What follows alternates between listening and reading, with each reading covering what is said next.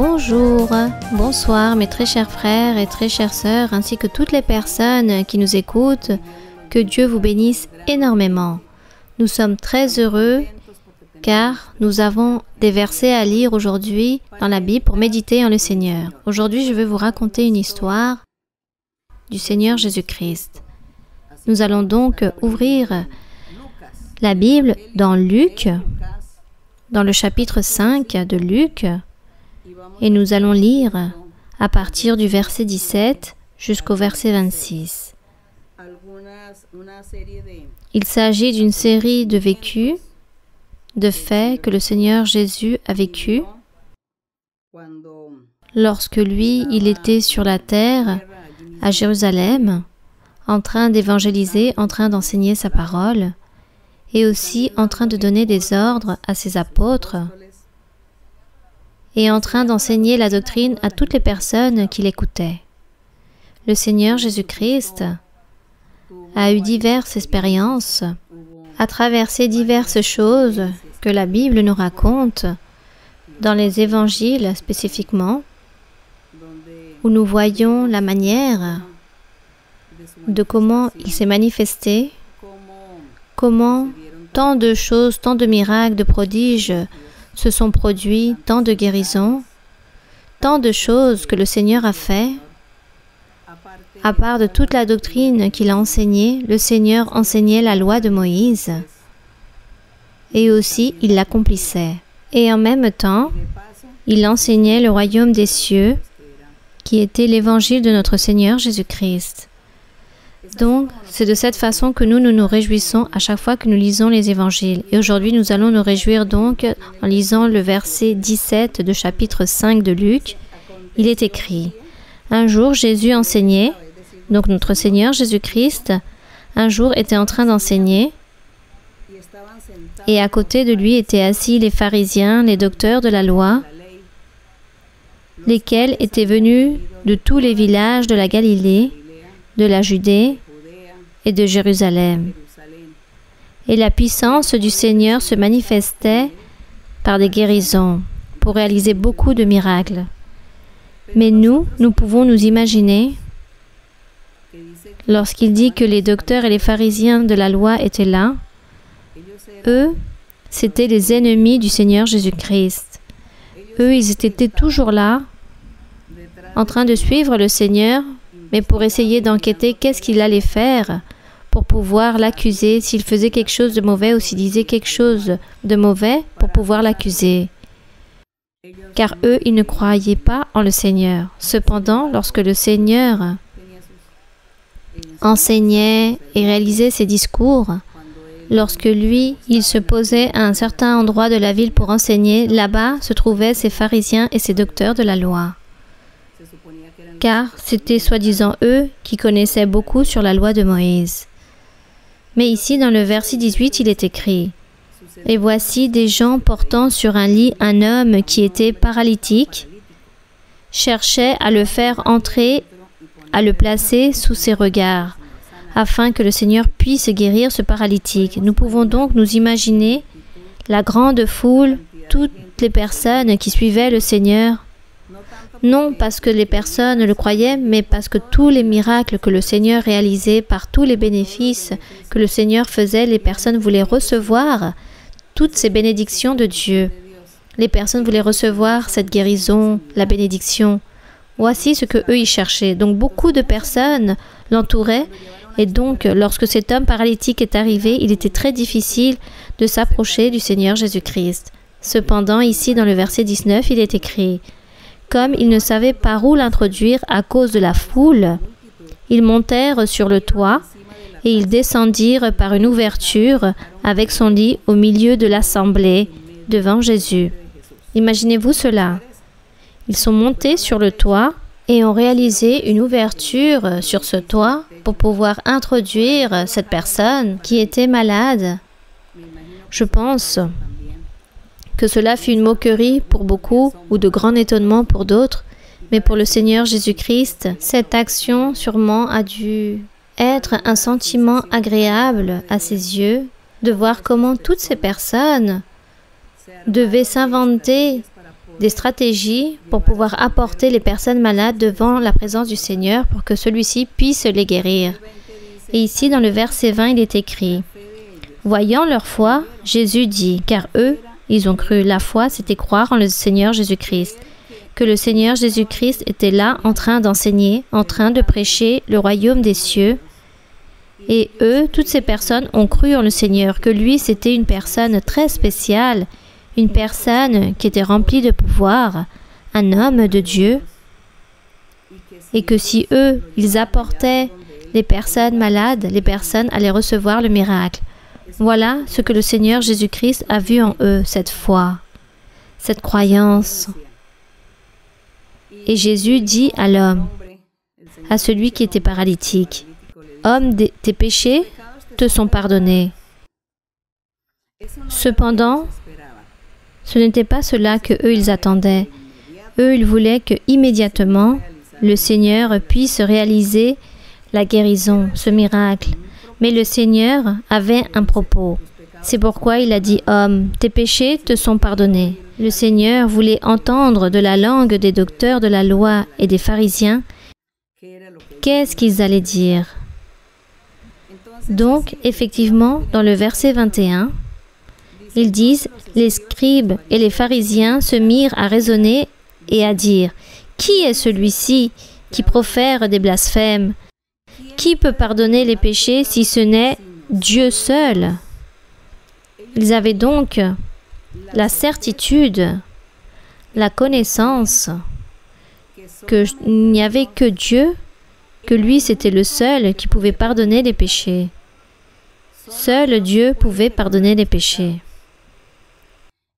Donc ils étaient très étonnés parce qu'ils se demandaient comment cet homme nommé Jésus de Nazareth est en train de pardonner les péchés. Cela n'est point correct.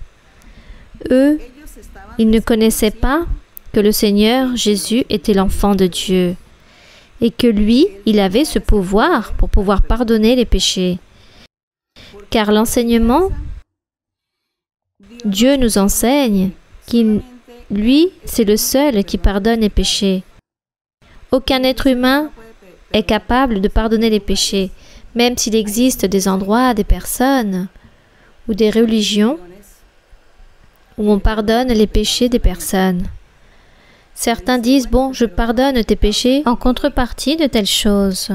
Et la personne part heureuse, car la personne dit, bon, on m'a pardonné les péchés, j'ai peut-être dû donner une somme d'argent ou faire quelque chose afin qu'on puisse me donner ce bénéfice. Le sujet est que je peux continuer à pécher et je reviens là-bas à cet endroit pour qu'on puisse me pardonner mes péchés. Et de cette façon, je vais gagner la vie éternelle. Voilà ce que certaines personnes pensent et disent. Mais cela n'est pas du tout ainsi, car ici, dans ce verset, nous apprenons que le seul qui pardonne les péchés, c'est Dieu. Aucun être humain ne peut faire cela.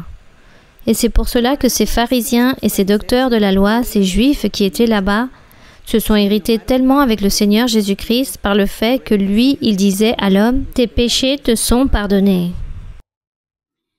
Et dans le verset 22, on dit que Jésus a répondu, et lui, connaissant leurs pensées, prit la parole et leur dit, « Quelle pensée avez-vous dans vos cœurs? Lequel est le plus aisé de dire, « Tes péchés te sont pardonnés » ou de dire, « Lève-toi et marche » ? Car il est évident qu'il est plus aisé de dire « Tes péchés te sont pardonnés ». Il est plus difficile de dire « Lève-toi et marche ». Avec cette question, le Seigneur était en train de faire comprendre à ces docteurs de la loi que le Seigneur avait beaucoup de pouvoir et que lui, il pouvait réaliser des choses simples et des choses très difficiles à la fois, comme réaliser un miracle à ce moment-là avec ce paralytique. Cet homme ne pouvait pas marcher. On a dû le descendre couché de ce lit. On a dû le descendre pour le présenter devant le Seigneur. Il ne pouvait pas bouger. Et le Seigneur montre son pouvoir. Il démontre que sa parole, tout ce qu'il est en train de prêcher, est la vérité à travers des signes, des prodiges. Et il démontre aussi à toutes ces personnes qui soi-disant étaient les sages, ceux qui connaissaient à l'époque, ceux qui savaient tant de doctrines, qui connaissaient la parole de Dieu, le Seigneur était en train de leur démontrer que le Seigneur Jésus-Christ était rempli de pouvoir pour pouvoir pardonner les péchés, chose qui était simple à dire, comme il allait réaliser un prodige et un miracle à travers ce paralytique. Donc dans le verset 24, le Seigneur dit, « Or, afin que vous sachiez que le Fils de l'homme, afin que vous puissiez comprendre et avoir la certitude que le Fils de l'homme a sur la terre le pouvoir de pardonner les péchés, il a dit au paralytique, « Je te l'ordonne, lève-toi, prends ton lit et va dans ta maison. » Et à l'instant, il se leva en leur présence, prit le lit sur lequel il était couché et s'en alla dans sa maison, glorifiant Dieu. Donc le Seigneur Jésus-Christ a donné une grande leçon à tous ces pharisiens et à tous ces docteurs de la loi de Moïse. Et le Seigneur leur a démontré que le Seigneur Jésus-Christ était ce personnage envoyé par Dieu, que lui, c'était le Fils de l'homme, c'était le Dieu, le Fils de Dieu, l'envoyé de Dieu, le Messie, qui était rempli de pouvoir pour pouvoir réaliser des prodiges, des miracles et aussi pour pardonner les péchés. Quelle leçon si grande que Dieu a donnée à toutes ces personnes et quelle merveille qu'il a réalisée. Et ici, dans le verset 26, il est écrit que tous ces hommes n'osaient pas et ne voulaient pas reconnaître, malgré qu'ils voyaient les miracles du Seigneur. Eux, ni avec tout cela, ne voulaient glorifier Dieu, ni se repentissaient. Même dans un autre endroit de la Bible, il est écrit qu'une fois que le Seigneur faisait toutes ces démonstrations, ces miracles, eux, ils prenaient des pierres pour pouvoir lapider le Seigneur. Et tout ceci parce qu'ils étaient remplis de crainte, ou maltraitaient le Seigneur pour essayer de l'attraper, pour pouvoir le livrer en prison, ou pour pouvoir lui donner des coups de fouet. Voilà tout ce que ces personnes, ces pharisiens et ces docteurs de la loi, qui étaient les ennemis du Seigneur, faisaient toutes ces choses mauvaises. Ses propres frères, disons-le ainsi, car ils appartenaient à une nation, à un pays que Dieu avait établi, avait réalisé, afin que son nom puisse être glorifié par eux, ce peuple d'Israël, ensuite le peuple juif. Et le Seigneur Jésus est venu pour enseigner, pour prêcher, et aucun n'a voulu croire en le Seigneur. Tous l'ont rejeté. Mais nous, aujourd'hui, maintenant que tant d'années sont passées, plus de 2000 ans, le Seigneur Jésus-Christ, aujourd'hui, il continue à vivre dans nos cœurs. Le pouvoir de Dieu est avec nous. Les miracles, nous les voyons. Aujourd'hui, nous voyons les miracles et prodiges que notre Seigneur réalise. Notre Seigneur Jésus-Christ réalise des prodiges. Nous prions le Père au nom du Seigneur Jésus-Christ. Nous demandons au Père tous nos besoins, toutes nos nécessités. Nous demandons aussi pour les guérisons de nos corps. Et nous demandons au Père au nom du Seigneur Jésus-Christ et lui réalise tous ces miracles dans nos vies. Donc, Dieu est le même hier, aujourd'hui et pour toujours. Le même Seigneur Jésus-Christ qui s'est manifesté il y a plus de 2000 ans, qui s'est manifesté avec tous ces miracles. Lui aussi, il est avec nous aujourd'hui. Il se manifeste en train de réaliser les mêmes miracles et en train de nous libérer. Combien de personnes n'ont pas été délivrées des sorcelleries, des envoûtements, des malédictions?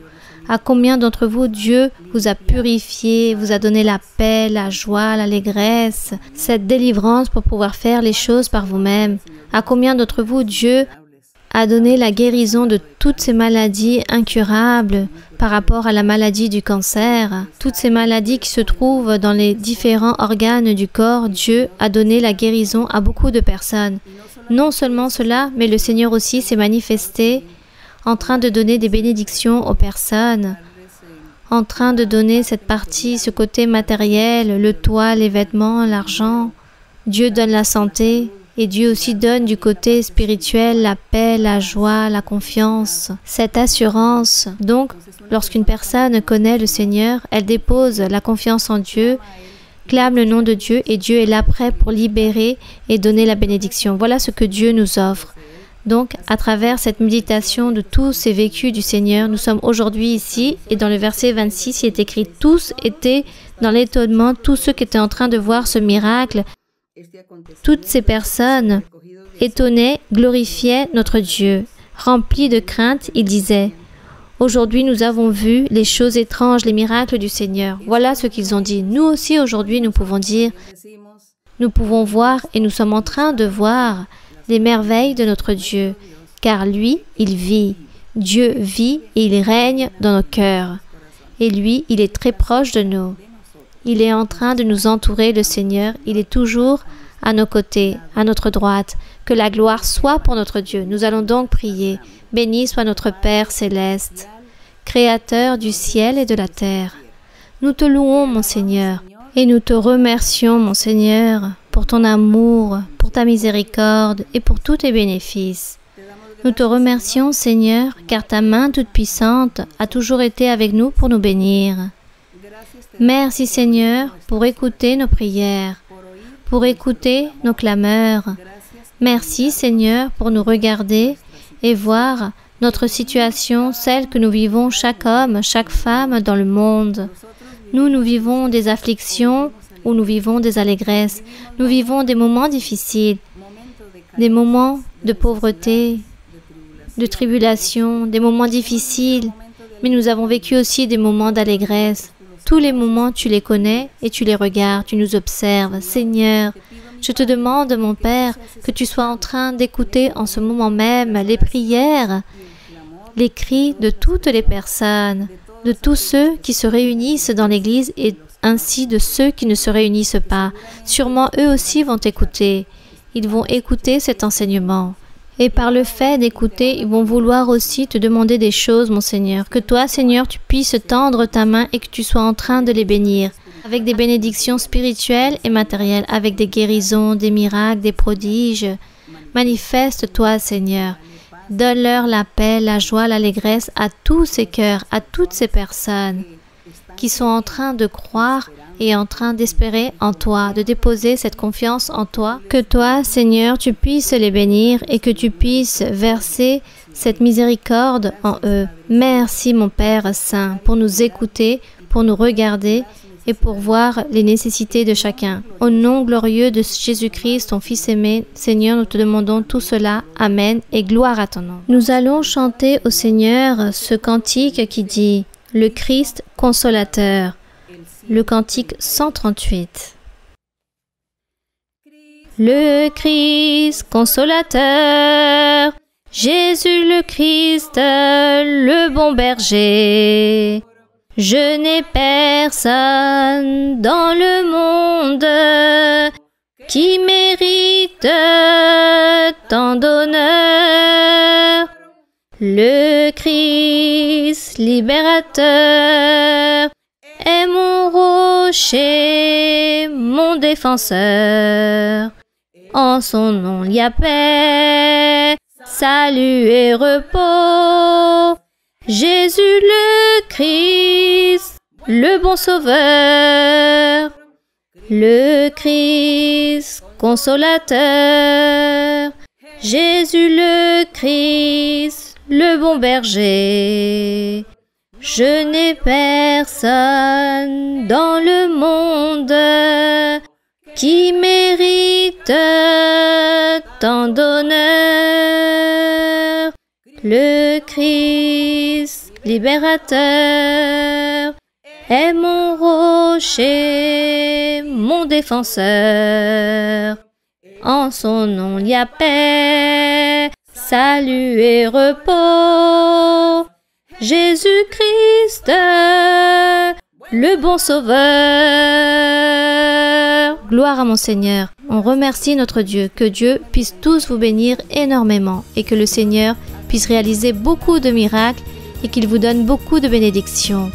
Il faut donc aimer notre Dieu. Je vous transmets mes sincères salutations et que Dieu vous bénisse.